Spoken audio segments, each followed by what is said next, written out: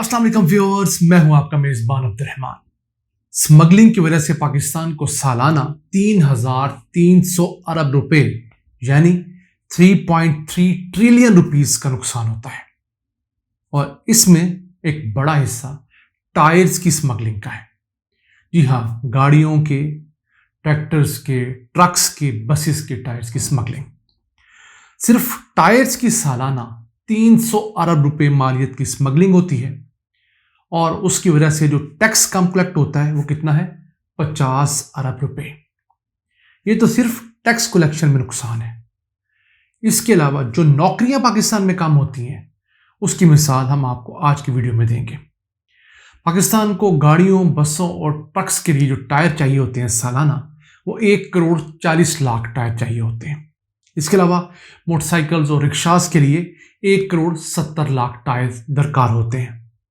तो जो बड़े टायर्स हैं गाड़ियों, ट्रक्स वगैरह के, उनमें से सिर्फ 15% टायर पाकिस्तान में बनते हैं, 25% टायर लीगल तरीके से इंपोर्ट होते हैं, जबकि 60% टायर स्मगल किए जाते हैं, जिनकी मालियत 300 अरब रुपए है और इन पर जो ड्यूटी लगनी है वो 50 अरब रुपया लगनी है, जो कि स्मगलिंग की वजह से बचा ली जाती है। तो अब अगर पाकिस्तान में एक टायर मैन्युफैक्चरिंग की फैक्ट्री लगती है तो वो औसतन 2 से 2,500 लोगों को जॉब्स देती है, जिसमें 2,000 के करीब मजदूर होते हैं, लेबर होती है, फिर इंजीनियर्स होते हैं, फिर मैनेजरियल स्टाफ होता है। लेकिन अब ये जो बकिया 60% स्मगलिंग हो रही है, इसको कम से कम 4 से 5 बड़ी फैक्ट्रियां पूरा कर सकती हैं बासानी, और उससे 10,000 नई जॉब्स क्रिएट हो सकती हैं, 50 अरब रुपया रेवेन्यू आ सकता है। लेकिन जो लोग हमारे एफबीआर में बैठे हैं या सरकारी माल है, उनके इन स्मगलर्स के साथ रास्ते हैं, ताल्लुकात हैं, उनसे हिस्सा लेते हैं।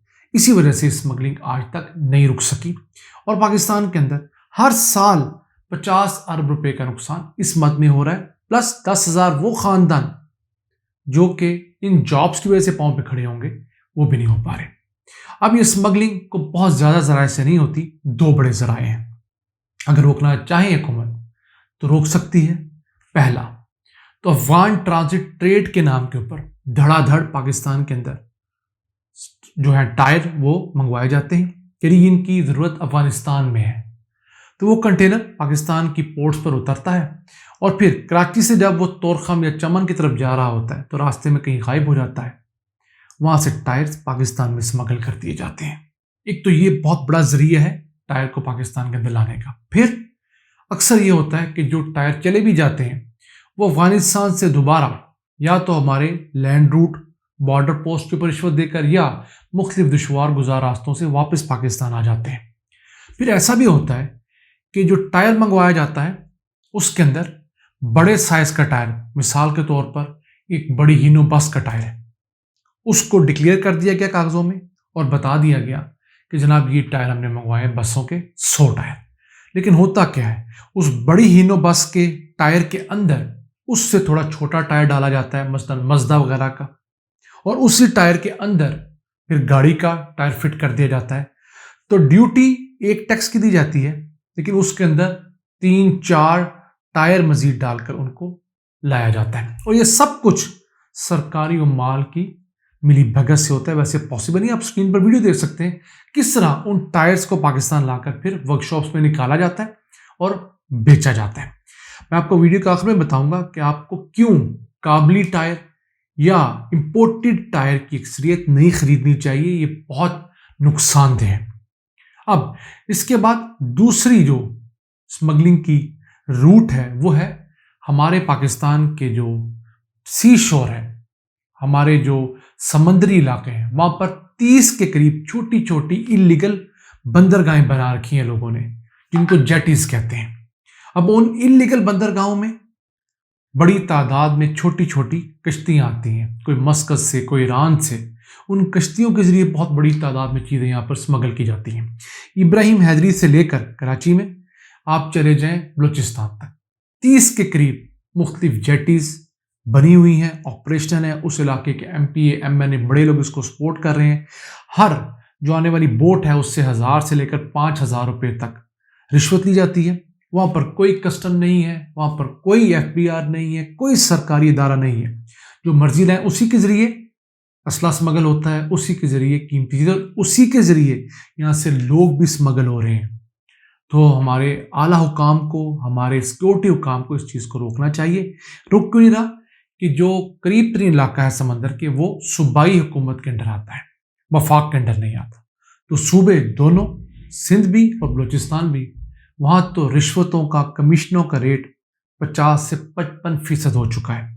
हम एक डिटेल वीडियो इस पर कर चुके हैं। तो जहाँ पर कोई सरकारी काम भी 55% रिश्वत दे के आप करवा सकते हैं, ठेका 55% रिश्वत दे के ले सकते हैं, वहाँ पर इस तरह की जेटीज का चलते रहना कोई अनहोनी बात नहीं है। अब हम आते हैं कि इसका हल क्या है।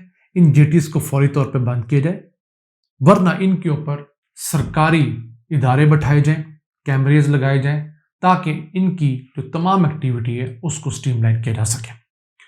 अब आखिर में बताते चलें कि आपको क्यों काबली टायर या यूज टायर इस्तेमाल नहीं करना चाहिए।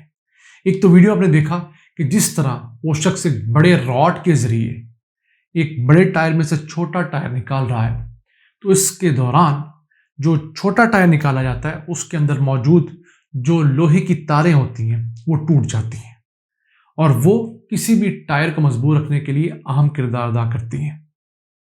तो ये लोग क्या करते हैं, दुकानदार आम जो हैं, जो आपको काबली टायर सस्ता करके बेच रहे होते हैं, पहले तो वो टायर लाते हैं, उसको अच्छा सर्फ से धोते हैं, फिर उसके ऊपर जो इंग्रेविंग्स होती हैं, जो निशानात बने होते हैं ग्रिप मजबूत करने के लिए, उसको बाकायदा टूल्स बना रखे हैं लोगों ने, छोटी छोटी वर्कशॉप्स बन रखी हैं लाहौर, कराची वगैरह में।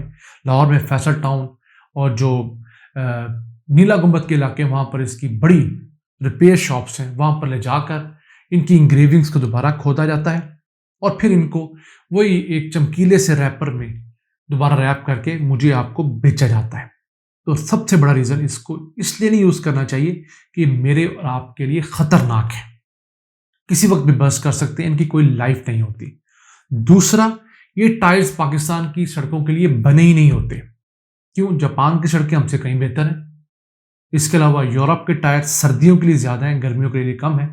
तो पाकिस्तान में बनने वाले जितनी भी टायर्स हैं वो पाकिस्तान की सड़कों के लिए बने हैं, पाकिस्तान के लिए खड्डों के लिए बने हैं, ख़राब रोड्स के लिए बने हैं। उनकी स्ट्रेंथ ज़्यादा अच्छी है, मजबूत है। ऑल्दो कुछ टायर्स में आवाज़ ज़रूर आती है ड्राइव के दौरान, लेकिन वो मजबूती में इन इम्पोर्टेड टायर्स से, और जो जेन्युइन इम्पोर्टेड टायर्स हैं महंगी कंपनियों के, उससे बेहतर है, क्योंकि यहाँ पर लोकल R&D भी कंपनीज ने की है। जिस तरह अब होंडा की गाड़ी आप कहीं से ले आए या जापान की रूटीन की गाड़ी पाकिस्तान ले आए, तो उसकी जो रोड क्लियरेंस होती है वो कम होती है, वो हर स्पीड ब्रेकर पर, हर खड्डे पर, हर टूटी सड़क पर वो फंसती है। पाकिस्तान की बनी गाड़ियां नहीं फंसती। टोयोटा इसकी जो पाकिस्तानी असम्बल्ड है, वाइज मिसाल है, सुजुकी पाकिस्तान असम्बल की मिसाल है। अब तो होंडा ने भी कुछ अपने आप को बेहतर किया। क्यों? ये यहाँ के हालात के मुताबिक इम्प्रोवाइज की गई हैं। फिर एक चीज़ आपको आखिर बताता चलूँ जो आपने नोट करनी है कभी भी टायर लेते हुए, कि टायर कभी भी उसकी रंगत से नहीं लेना। ये लोग उसको धोकर पॉलिश करते हैं ब्लैक रंग के किसी केमिकल से, वो लगता है नया। टायर के ऊपर तीनों तरफ पर छोटे छोटे बाल निकले होते हैं नए टायर के ऊपर। यूज टायर के ऊपर वो छोटे छोटे जो रबर के बाल नुमा चीजें हैं वो ऑटोमेटिक घिसने से खत्म हो जाती हैं। तो जब भी आपने कभी टायर लेना है तो इस चीज का ख्याल रखना है कि वो बाल जो उसके ऊपर छोटे छोटे मौजूद हैं, इसलिए रखे गए हैं कि वो सिर्फ नए टायरों में है। अगर तो वो इंटैक्ट हैं, तो अगर उसका शॉपर उसके ऊपर चमकीला लिफाफा नहीं भी है तो वो नया टायर है, और वो तीनों तरफ, दोनों साइड पे और नीचे वाली साइड जो प्रॉपर घिसती उस तरफ होते हैं। अगर आप लोग इन चीज़ों का एहतियात करेंगे तो मुझे उम्मीद है कि आपकी ड्राइविंग भी सेफ रहेगी, आप मुल्क की खिदमत में अपना हिस्सा भी डालेंगे और अल्लाह ताला से सुरखरू भी होंगे, क्योंकि आपने कोई करप्शन की चीज़ को, स्मगलर को आपने परवान नहीं चढ़ाया। और यही तरीका है अपने मुल्क को पांव पे खड़ा करने का। अपने मेज़बान अब्दुर्रहमान को इजाज़त दीजिए। अल्लाह ने के बाद।